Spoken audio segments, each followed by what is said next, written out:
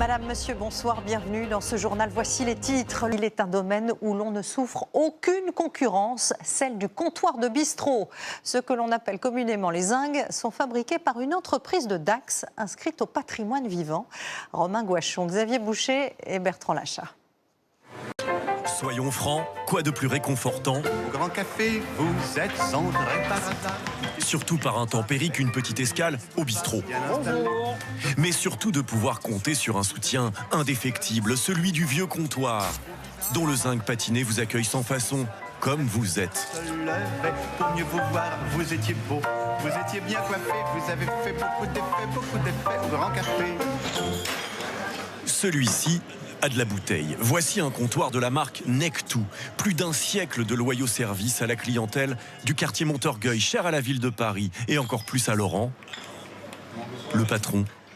Un vieux comptoir qui a priori daté aux alentours de la Première Guerre mondiale et qui a été installé par Marcel Nectou, le pape des étains de bistrot. Une affaire qui roule depuis près d'un siècle et dont la balle a été rattrapée au bond par Maxime de Thomas, lorsque le dernier de la famille Nectou, Thierry, a jeté l'éponge en 97. Ça, c'est un truc qu'on fait tous ensemble. D'abord installée à Paris, l'enseigne a déménagé à Dax, dans les Landes, où l'atelier bat le fer toute l'année. Là, on cintre la bordure autour du châssis du comptoir. Chaque mois, 10 comptoirs sortent de cet atelier, soit 1000 heures de travail réalisées. Ça qui est très joli, c'est tous les arrondis formés par des bordures. C'est ce qui donne un charme incroyable au comptoir en étain, quoi. L'une des clés du métier, c'est ce trésor caché, les outils utilisés pour réaliser les bordures de comptoir. Voilà une partie de notre collection de moules en fonte d'acier. Il date de la fin du 19e siècle et présente des motifs uniques qui font la signature de la marque. Ça, c'est la feuille de houblon. Ouais. Vous avez 1872, 1890. Celui-ci est du tout début du XXe siècle. Parmi les 8 employés que compte l'entreprise Nectou, je demande Augustin, 23 ans, son métier, il est potier d'étain. Visu, tu peux dire à Mathias d'arrêter le bruit? J'ai l'impression d'être né dans les années 1900, 1800 même, en utilisant des outils qui ont été utilisés par nos grands-pères, nos arrière-grands-pères. Et c'est pourtant bien la jeunesse qui s'empare aujourd'hui du comptoir. Pour chacun de ces comptoirs, le prochain voyage sera un aller simple.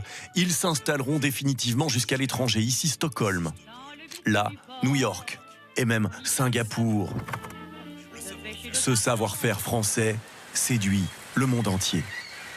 Celui-ci a plus sobrement mis le cap sur la Normandie, Villers-sur-Mer. Maxime avale 50 000 km par an pour livrer ses chefs-d'œuvre en étain.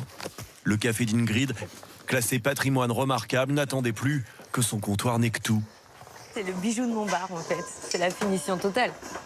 Donc c'est clair que... Après, c'est assez hallucinant qu'on ne va plus rien voir. Un ajustement au millimètre. Réaliser une jonction parfaite entre les deux parties de ce comptoir géant. Je ne sais pas si c'est un travail d'orfèvre, c'est un travail minutieux. La difficulté de l'étain, c'est qu'à certains moments, vous voyez, il faut vraiment lui rentrer dedans, taper. Et puis ça se termine avec juste des lames où on caresse à peine le métal. Ponceuse, râpe, frisoir, 14 étapes nécessaires à un rendu parfait. C'est une lame d'acier qu'on affûte et qu'on passe pour terminer d'enlever tous les coups de râpe et puis surtout terminer de totalement aplanir la soudure. Et pour finir, un petit secret de fabrication. Un petit coup de chaîne pour que les premiers coups de verre, de tasse, de bouteille ne se voient pas. Quand on parlait de savoir-faire, il faut maintenant avoir du savoir-boire. Alors comptoir ou pas, ce sera avec modération, n'est-ce pas ?